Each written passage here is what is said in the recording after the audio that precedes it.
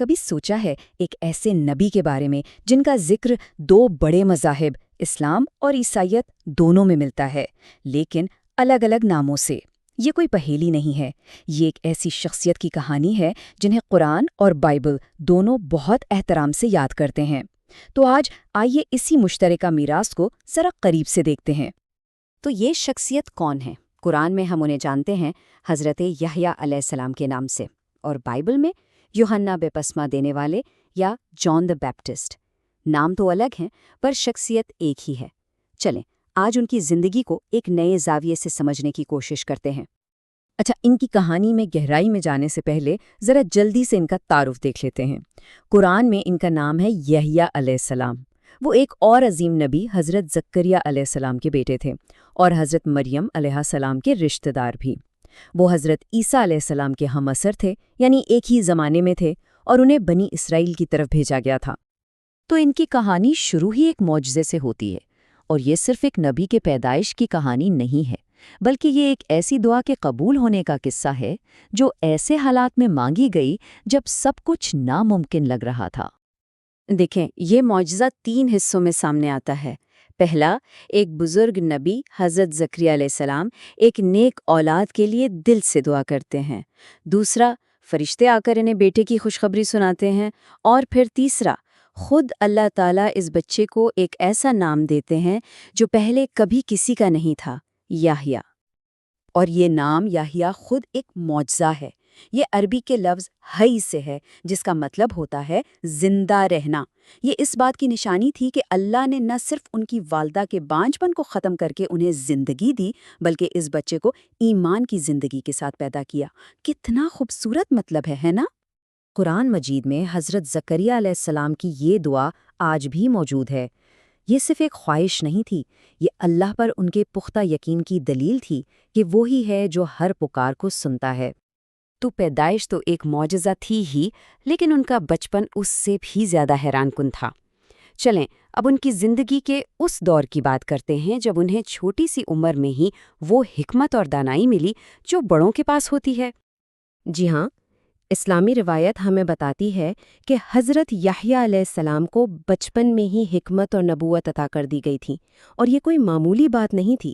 یہ ایک بہت بڑا اعزاز تھا جو ان کے خاص روحانی مقام کو ظاہر کرتا ہے۔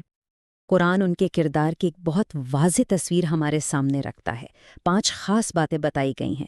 1، وہ حضرت عیسیٰ علیہ السلام کی تصدیق کرنے والے تھے۔ 2، وہ علم اور عمل میں ایک لیڈر تھے۔ 3، وہ ایک نیک نبی تھے۔ 4، وہ ایک زاہد تھے، مطلب دنیا سے بے نیاز۔ اور 5، وہ بہت ہی شریف انسان تھے۔ ان کا زہد یعنی دنیا سے لا تعلقی واقعی بے مثال تھا۔ وہ دنیا کی چیزوں کی بالکل پرواہ نہیں کرتے تھے، کھردرا سادہ لباس پہنتے تھے اور اللہ کے خوف اور محبت میں اکثر روتے رہتے تھے۔ اور یہاں ایک بہت ہی دلچسپ روایت ہے جو ان کی اور حضرت عیسیٰ علیہ السلام کی شخصیت کا فرق بتاتی ہے۔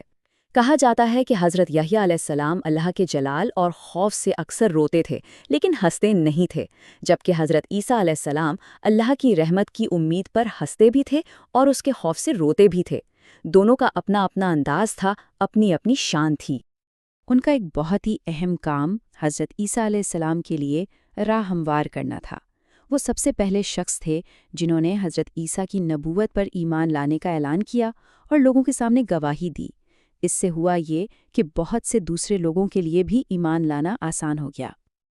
لیکن اب کہانی ایک بہت ہی افسوسناک موڑ لیتی ہے۔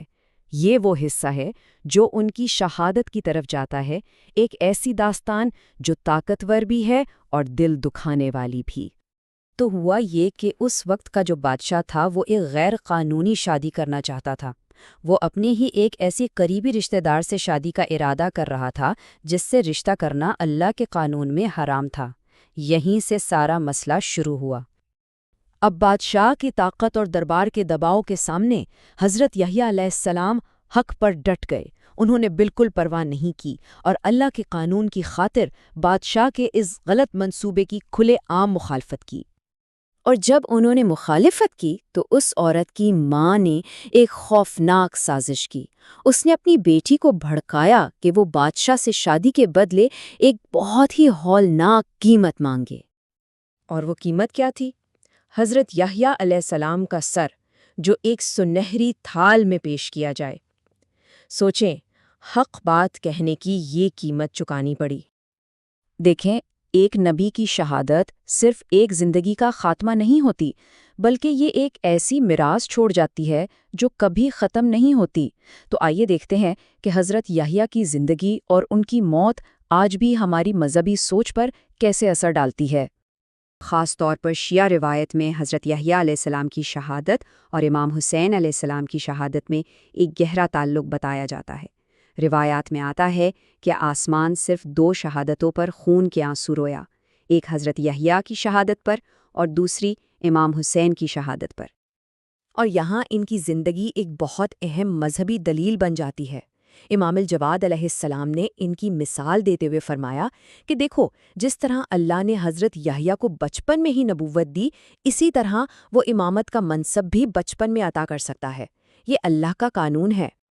تو اس طرح حضرت یحییٰ علیہ السلام کی کہانی صرف ایک تاریخی واقعہ نہیں رہ جاتی، یہ شیعہ عقیدے میں ایک بنیاد بن جاتی ہے، ایک دلیل جو یہ ثابت کرتی ہے کہ بعد کے اماموں کو اگر بچپن میں امامت ملی تو وہ بالکل جائز تھی۔ تو آخر میں یہ سوال ذہن میں آتا ہے نا کہ کیسے ایک زندگی اور ایک موت صدیوں بعد بھی الگ الگ مذاہب اور عقائد میں اتنی طاقت سے گونجتی ہے۔ شاید ان کی کہانی ہمیں یہی یاد دلاتی ہے کہ سچائی اور حق پر کھڑے رہنے کی میراث وقت اور فاصلوں کی قید سے آزاد ہوتی ہے۔